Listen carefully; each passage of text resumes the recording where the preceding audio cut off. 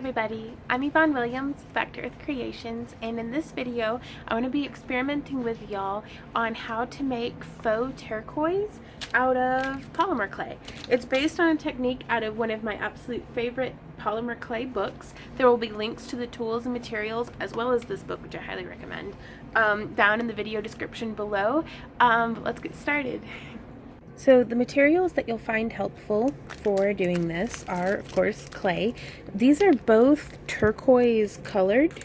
This is 505 turquoise in Sculpey 3, and this is Primo Sculpey, and it is 5505 turquoise. This is a super old brick that I found at Goodwill though, so I don't know if it's still available, but you can see the color variation is different. Moral of the story, just get whatever colors you like. I went with the ones titled turquoise because that seemed like a really good idea at the time. And I'm not conditioning the clay right now. I want it nice and chunky and not wanting to stick to itself. You can have little cutters, molds, whatever you like to make whatever shape that you want. I'm using a wavy blade as well as a straight tissue blade, some nitrile gloves, a roller, and then I also have some copper colored metallic paint. You could use Pearl-Ex pigments, and then a matte acrylic paint in black, because turquoise is a very soft opaque stone, so it wouldn't have glossy black veins in it. It would have like a matte colored black veins. And you could, if it's helpful to you, you could Google image search pieces of turquoise, or look through your own bead and cabochon collection and see if you have like any pieces of turquoise cabochons that you'd like to emulate, and just try to recreate those colors and patterns and textures. But this is a super generic, super like baseline turquoise tutorial that you can feel free to use as your creative platform to jump off of into the deep end of crafting and do all sorts of crazy stuff. So I'm actually going to come through with our little wiggly blade and just start chopping our clay up. Now I'm making a big old batch of this because what I create from this tutorial is actually going to be sent off to my patrons. So big quick shout out and thank you to my patrons, because without you guys these tutorials would not be possible. I would not be able to sit down and just experiment and have fun like this. So thank you guys. And I like to give about 3 or 4 cabochons to each of my patrons, so I'm going to have to make a whole bunch if I'm going to have any left over for me to play with. And you can see this is really giving us some nice different textures, but I am like mincing it.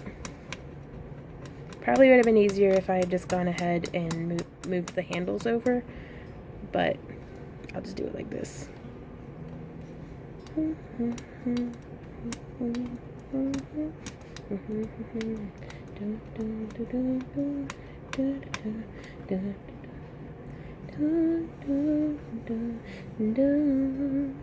And also, don't feel like you have to use a wavy blade.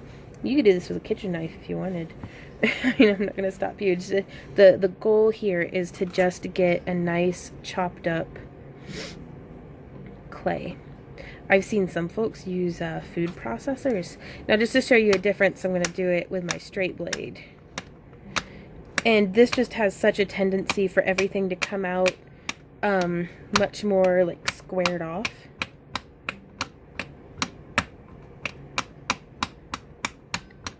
Chop, chop, chop. Speaking of chop, chop, chop, slap chops, if y'all are familiar with that product, do not work well on polymer clay. That was a life lesson and a hard one to explain. So you can see, now I haven't gone through and chopped as finely,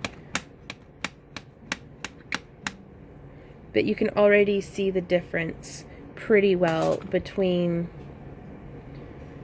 the way this stuff is all chopped and the way this stuff is all chopped. So I'm actually going to go back through with my wavy blade and mince this up just a little better. Chop, chop, chop. Chop, chop, chop, chop, chop.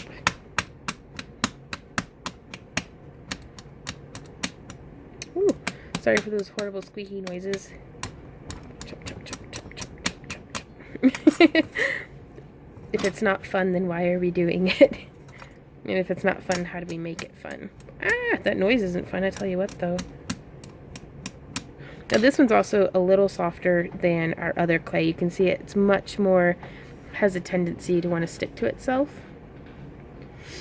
So I'm going to go ahead and, I'm doing this on a ceramic tile because they are very easy to clean with baby wipes. Let me get my gloves.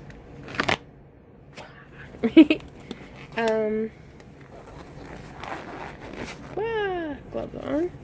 Now this is just super soft white polymer clay is what I was working with earlier in these gloves, but it'll be fine to work with. There we are. I reuse these gloves until they get holes in them. So I am going to take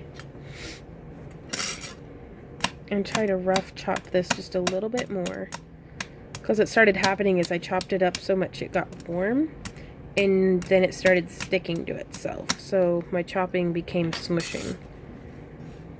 And I'm going to start with the copper, because I don't mind getting copper mixed in with the black, but I would mind getting the black mixed in with the copper, if that makes sense. So I'm going to do these two piles in copper first. I'm going to move that over. I'm going to move that over. There we go. And so I'm just going to kind of drizzle some copper paint onto those guys. I'm going to drizzle some copper paint onto these guys.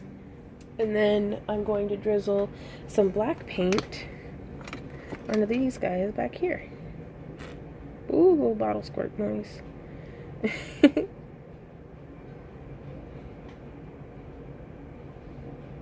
And you don't want to be too generous, but because you can always add more. So I'm just going to start kind of massaging. I'm trying to not smush. I'm trying to break apart and incorporate this coppery paint into all the little segments. And what's nice about this paint is it's actually going to behave a little bit like a repel between the segments. So they'll be a lot less likely to get smushed and stuck together like this. And if you don't have baby wipes, paper towels with rubbing alcohol on them should work just fine.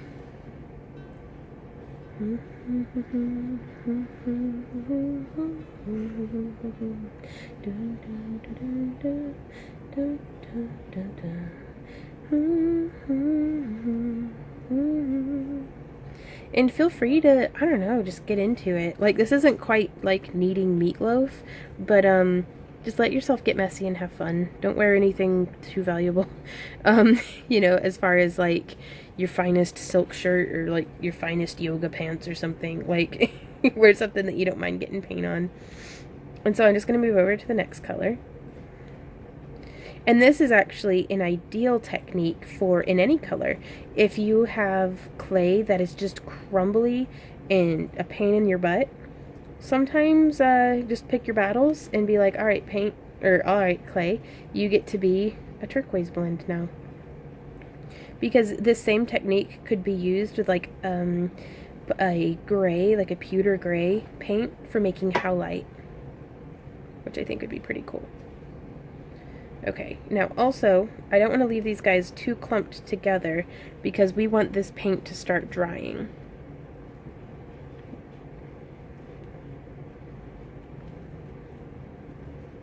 So I'm going to leave them all kind of spread out and move over to massaging in the black.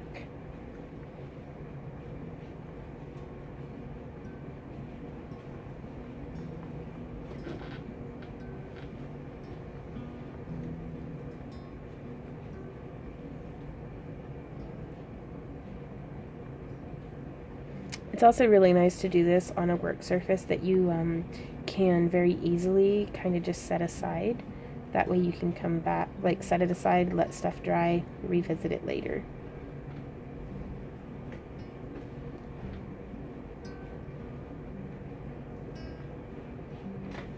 So now we're coming through and kneading this all back together.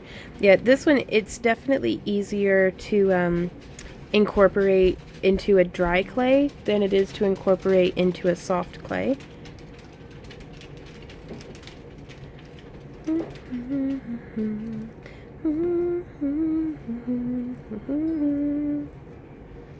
But we'll do our best to try to pick everything apart.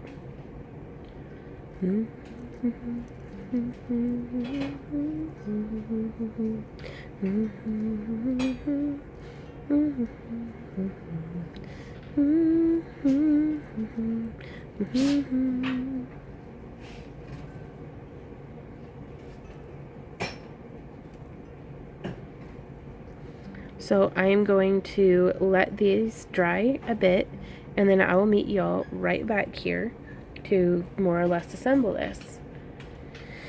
Now how to turn the phone off without getting paint all over it. Time to use my nose. Alrighty, so we're back, and our acrylic paint has dried. And so now I'm just going to start mixing it together. This is an excellent utilization of your tissue blade to kind of scrape everything back together. It would have been wise for me to have mixed this on like a piece of freezer paper or wax paper or something, but hindsight. So I'm just gonna kind of try to get everything intermixed nice and even, kind of well distributed.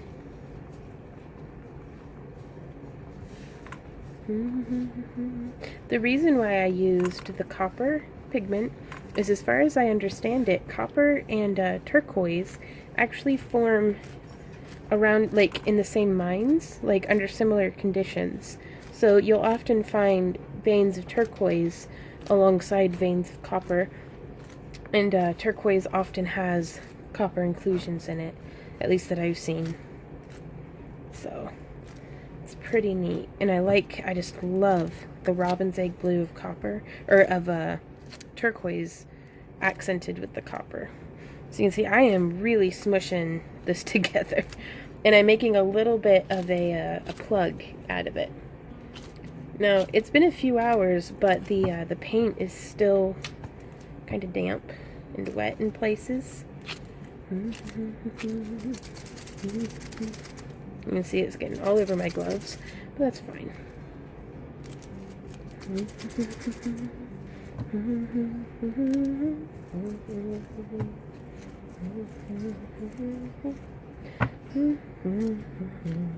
Now also, your paint will want to act as a repel to keep your clay from sticking to itself. It's because of the moisture in it.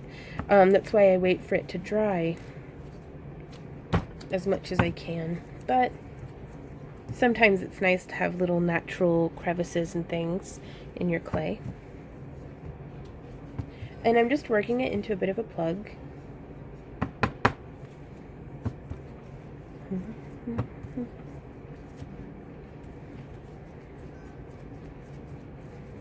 And something that we can do here now is take, oh, I thought I had rubbing alcohol over here with me.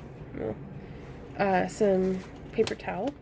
You could use rubbing alcohol or just regular water. And see if you can't get a bit of it, just a bit of that black off the sides. I'm not finding myself with much need for a super dark edge on this, so I don't mind removing just a little bit.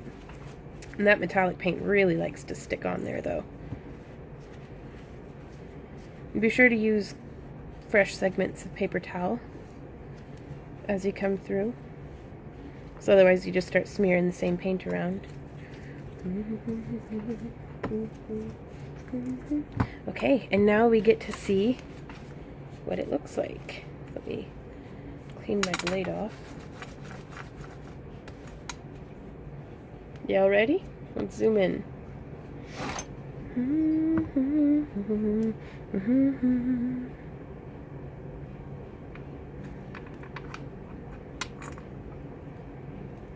So there's a little piece of it. And I'm not very happy with that distribution of the blue. So let's see if I can't cut it a little farther down and see what it looks like down there. That's very nice, but you can see how it has these little spaces and crevices. You want to go ahead and make sure it's really compacted together well.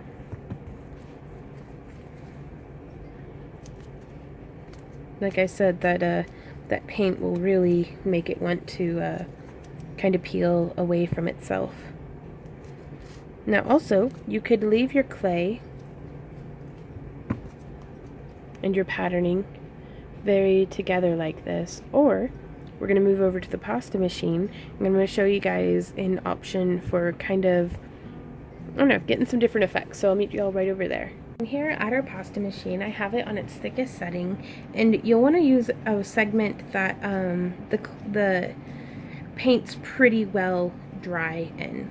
So I'm going to take this, I've smushed it a little flatter, it's about 1/4 inch thick now, and I'm going to feed it through in one direction on the first thickness, then move it down to 2 and bring it through in the other direction.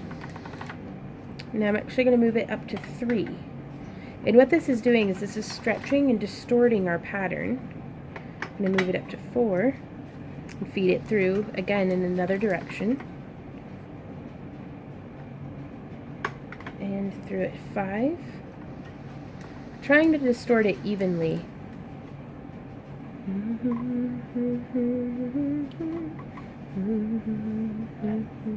So I'm not entirely pleased with this piece as far as it being an accurate depiction of what turquoise looks like. So let's troubleshoot a bit. We can actually, if you're not happy with how your plug has come out, let's whip out that wavy blade and start chopping.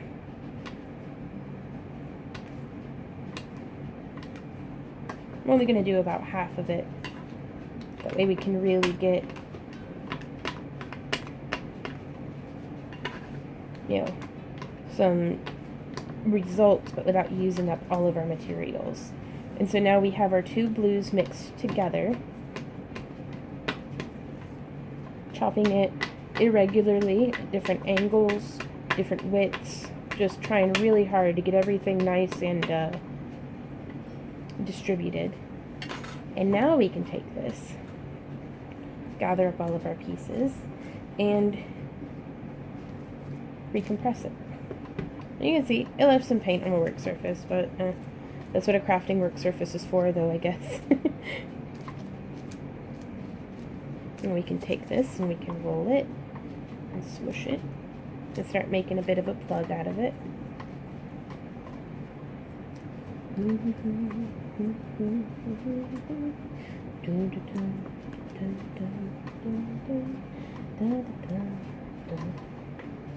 And now we have our straight blade again. Let me zoom in for y'all so you can see what I'm doing. Hopefully I'll keep my hands out of the way, and I'm just going to slice off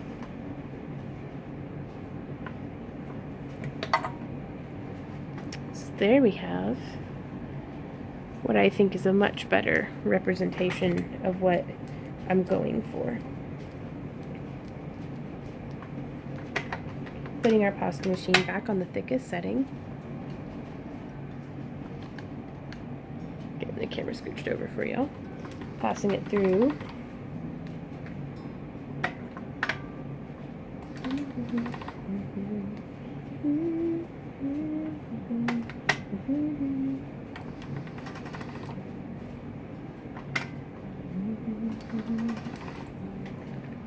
So again, that's how it's looking. Now, again, to me this is quite pretty, but it's still not exactly what I was going for. So let me see then if I can't distort this out. Make a little slice of it. What I'm not liking about it is the two tones of blue. They're a little too drastically different. I'm thinking it might have been better used maybe in two separate depictions of turquoise. So now I have this, and I have this silicone push mold. Now again, I'm not sure if I mentioned this before, but all the materials used here will be listed down in the video description. You could use a squirt bottle, or if you can't find your squirt bottle, just put some water in there, slosh it around a bit, dump it in a house plant. And I'm going to take this and I'm going to push it into our little mold. You want to be careful with this because that acrylic paint is still in there. Using our tissue blade, our flat tissue blade, I'm going to come through and just kind of scrape. There we are. Then recompress back into the mold.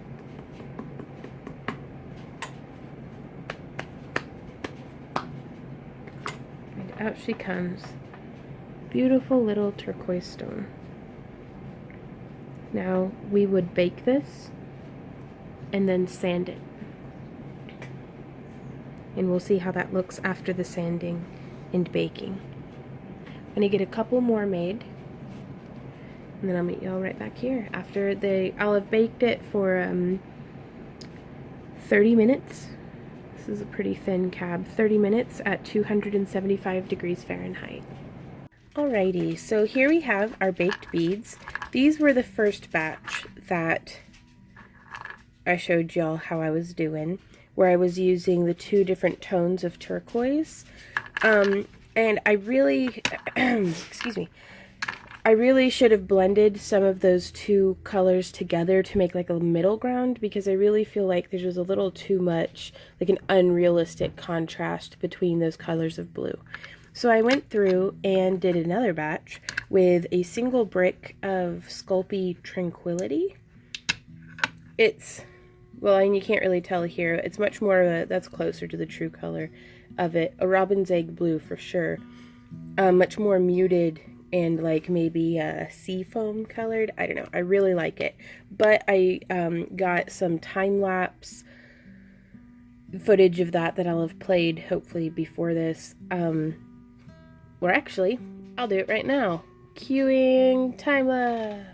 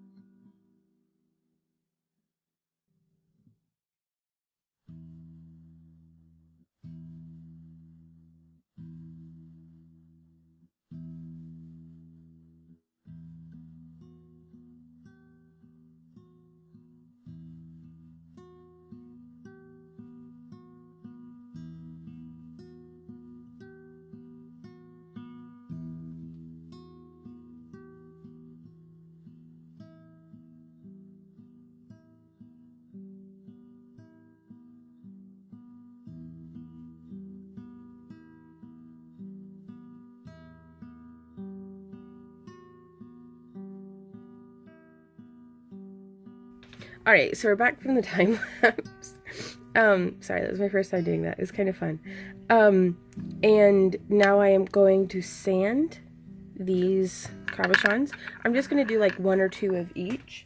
The sandpaper that I'm using, we're starting off with a 600 to an 800 to 1000 to 1200, just because that's what I have directly on hand. You could start at a lower grit. Typically I don't start under 400, and you could go up to, the link down in the video description shows where you can get automotive sandpaper up to 3000 grit. Really, I don't see much point in going over 2000, but you can experiment. Some clays might make more of a difference than others. So I'm just going to grab randomly a couple of cabs. There we go. And set the rest of them off to the side to do off camera, because this sanding can be a little bit of an excursion. I have my handy dandy squirt bottle with my Tamama, yay! Because I'm an adult. Tamama drop on it, and I'm just spraying some water onto the cab, and I'm going to come through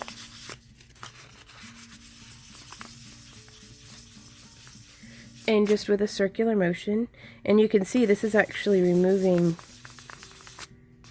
a fair bit of the black acrylic off of the surface. And also, turquoise, being a softer stone, doesn't necessarily take a high shine like the natural gemstone doesn't. So you could even just sand this down at a 600 or 800 and then leave it there. It doesn't have to be like volcanic glass levels of shiny. Unless, of course, you decide that you just really, really want it shiny, in which case, do that.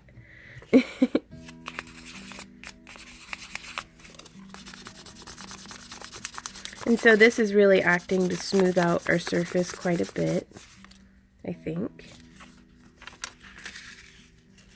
Yeah, it definitely helps to hold it.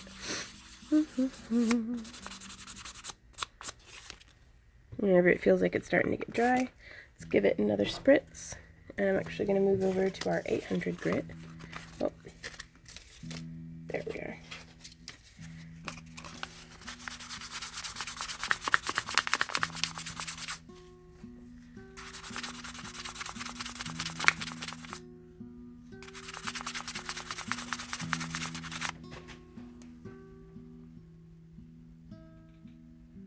So that's how that one's looking. Now let's try one of the other colors.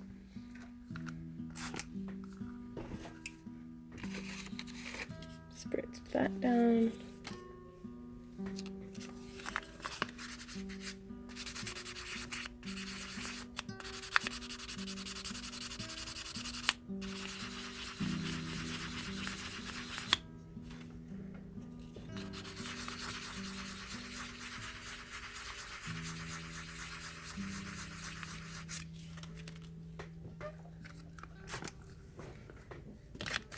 And you can see here, this marbling really made a bit of a difference. And I hope that this portrays to you guys some of the different possibilities of just different intensities of cutting, different color blends, different paint color inclusions. There's a whole like realm of possibilities here that it's going to be a lot of fun to explore.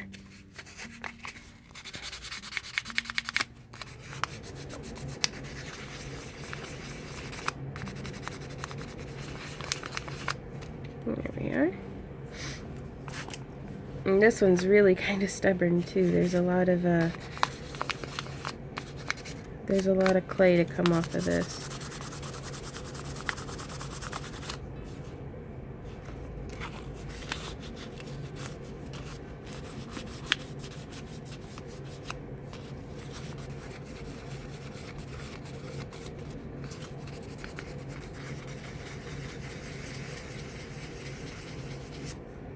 Now the good news on this is I was really afraid that the inclusions in this style of cabochon would make it much more brittle. Like I was afraid of, in this polishing phase, of having the cabochons crumble on me. but they really seem to be holding up pretty well. So I'm really, really glad of that.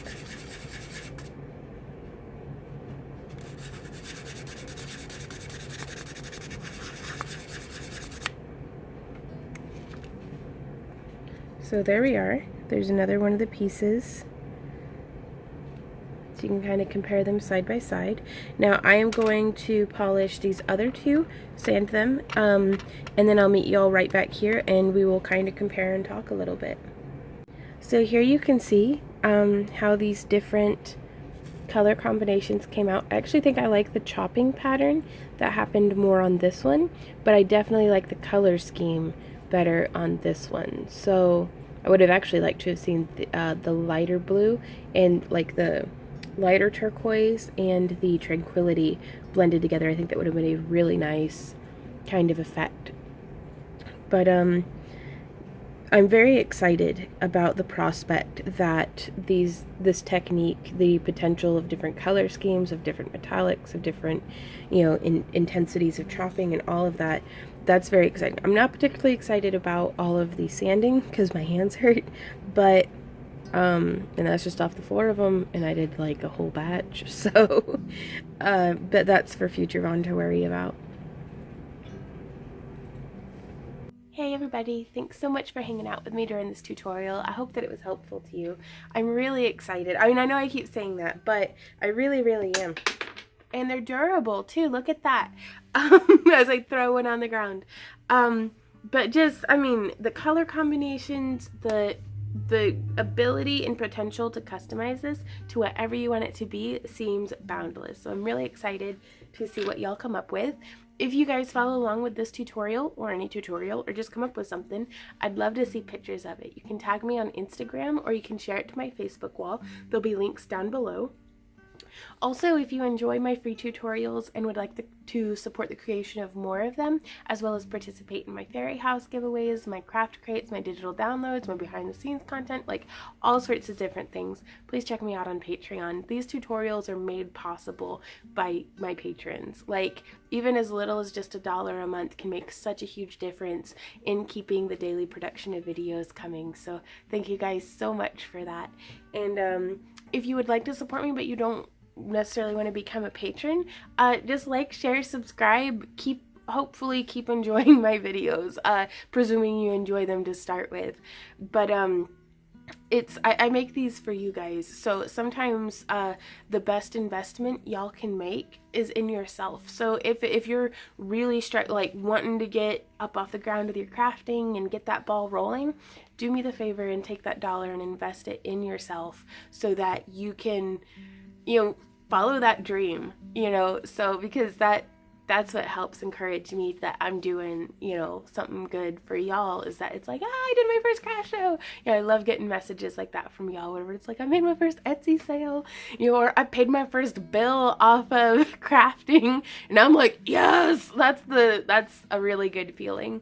And then even just being, as a hobbyist, being like, I made gifts for my family and friends for the holidays, so yeah, thank you guys so much for sharing your stories with me and for all of your support and encouragement. And I will see y'all in my next video. So happy crafting, and I'll see you around. Bye.